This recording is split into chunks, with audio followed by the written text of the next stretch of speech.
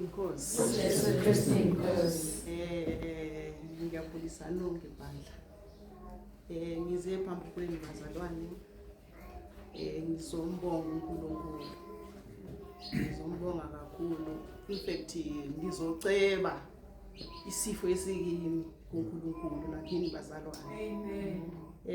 Bazalwane nginesifo sokuphuma umbongolo. So sike saya entabeni ngomama Bhene yamaskrali. Wangibamba loyo mbongolo isikhathi eside standards nje ngihluleka ngokuthandaza.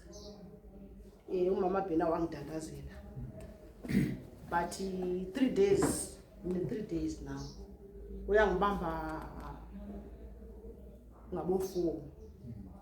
But namhlanje bengibleedela ngaphakathi. Ngizwa nje igazi ligcwele la. Beligcwele empinjweni igazi.